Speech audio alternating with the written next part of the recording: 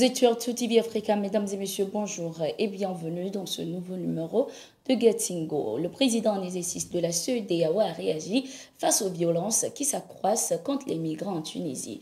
Dans un post sur les réseaux sociaux, Oumarou Sissoko Embalo a appelé les autorités tunisiennes à mettre fin aux violences exercées sur les migrants africains. En tant que président en exercice de la CEDEAO, nous sommes préoccupés et suivons de près la situation des migrants ASFAS en Tunisie. Nous espérons que les autorités tunisiennes, en tant que pays partageant le même continent, mettront un terme à ces violences envers des frères africains, a-t-il affirmé. Depuis plusieurs mois, les violences contre les migrants s'accroissent, surtout après les déclarations racistes du président Kais Saied. Ces violences se sont accrues ces derniers temps suite à la mort d'un Tunisien lors des affrontements avec les migrants d'Afrique subsaharienne. Les États-Unis ont salué la décision du président sénégalais Macky Sall de ne pas se présenter à la prochaine élection présidentielle. Dans une déclaration, le secrétaire d'État américain Antonio Blinken a affirmé que Macky Sall est un exemple pour l'ensemble de la région. Nous sommes convaincus que des élections libres et équitables et des transitions de pouvoir donnent lieu à des institutions plus fortes et à des pays plus stables et plus prospères.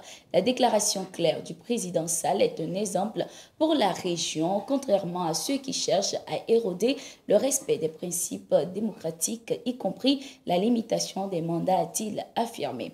Lors de son adresse à la nation ce 3 juillet, le président sénégalais Macky Sall a renoncé à la présidentielle de 2024. Il a également estimé qu'il a un code d'honneur et un sens de la responsabilité historique qui le commande de préserver sa dignité et sa parole, qui est de ne pas briguer plus de 2 mandats. Dans un entretien accordé aux médias français France 24, l'opposant Ousmane Sonko a également réagi à la décision du président Macky Sall de ne pas briguer un 3e mandat. Pour l'opposant, Macky Sall n'a fait qu'abdiquer face à la pression populaire et internationale. Par la même occasion, le leader du PASTEF assure être éligible pour la présidentielle et ceci malgré sa condamnation.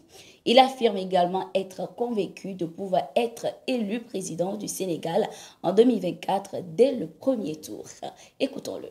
Je voudrais faire remarquer qu'il y a une situation atypique qui concerne l'Afrique de manière générale et le Sénégal pour cette fois-ci, où le monde entier, en tout cas beaucoup de gens ont félicité le président sortant pour avoir respecté simplement la constitution de ce pays, de son pays. C'est triste pour l'Afrique et certains ont même parlé de l'exception sénégalaise, là où la Mauritanie, le Cap-Vert, le Ghana, le Niger, le Nigeria récemment et beaucoup d'autres pays africains ont tendance à donner l'exemple avec des alternances démocratiques où les présidents sortants ne se représentent pas et respectent leur constitution. Il n'y a aucune exception sénégalaise en réalité. Et je crois que désormais, lorsque le président Macron pourra terminer ses 2 mandats et s'en ira, il faudrait que l'ONU, tous les pays lui adressent des félicitations pour ne pas avoir brigué un 3e mandat. Ceci dit, je comprendrais cette attitude s'il s'agit simplement d'un encouragement pour lui demander de mieux faire et de continuer sur cette lancée pour apaiser définitivement ce pays. Autrement, on serait dans une infantilisation de l'Afrique qui serait encore ce mineur non émancipé où tout ce qui est ordinaire et normal dans les autres pays et les autres démocraties serait exceptionnel pour l'Afrique. Ensuite, nous considérons qu'il n'y a rien à féliciter ou à remercier, il n'y a rien d'exceptionnel, puisque le retard observé à faire cette annonce a occasionné énormément de dégâts pour le Sénégal. Si le président de la République avait, dès le début, clairement signifié, comme il l'a dit quand il nous présentait son référendum en 2016, comme il l'a dit dans son livre, et comme il l'avait dit dans beaucoup de vidéos, lorsqu'il voulait briguer un second mandat, que c'était son dernier mandat et qu'il n'avait pas le droit de briguer un autre mandat, on n'en serait pas là où on en est de 2021 à maintenant avec son lot de morts, d'emprisonnement, de dégâts matériels. Les conséquences ont été immenses et énormes parce qu'en réalité, le président Macky Sall n'a pas abdiqué parce qu'il serait un démocrate. Il a abdiqué parce qu'il y a eu la pression de son peuple d'abord. que les complots qu'il a ourdis contre ma personne ont échoué, parce que le peuple sénégalais s'est dressé pour dire non, mais il a reculé parce qu'il y a eu la pression internationale également. Le président rwandais Paul Kagame a appelé les pays d'Afrique et Caraïbes à resserrer leurs liens et ne pas s'ingérer dans les problèmes des autres. Ces déclarations du président rwandais ont été faites lors de son intervention à la 45e conférence de la communauté des Caraïbes CARICOM à Trinité et Tobago.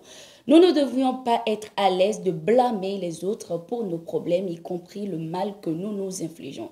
Le point de départ ici est la façon dont nous gouvernons nos propres pays en nous efforçant d'être les meilleurs possibles avec une culture de responsabilité. Nous devons nous unir concrètement et nous concentrer sur des initiatives concrètes qui répondent aux défis auxquels des nations comme la nôtre sont confrontées aujourd'hui, a-t-il laissé entendre. Au Gabon, les agents de la fonction publique sont en grève. Au nombre d'une centaine, ces agents des ministères gabonais de l'économie et du pétrole manifestent leur mécontentement à travers des chants écrits à l'entrée du ministère. Ils indiquent avoir travaillé sans salaire et se sont contentés de petites primes. Ces agents non reconnus par l'État estiment recevoir des primes minables de l'administration et espèrent que leur statut évoluera positivement. Mais leur espoir de devenir fonctionnaire a été douché par un arrêté de 2020.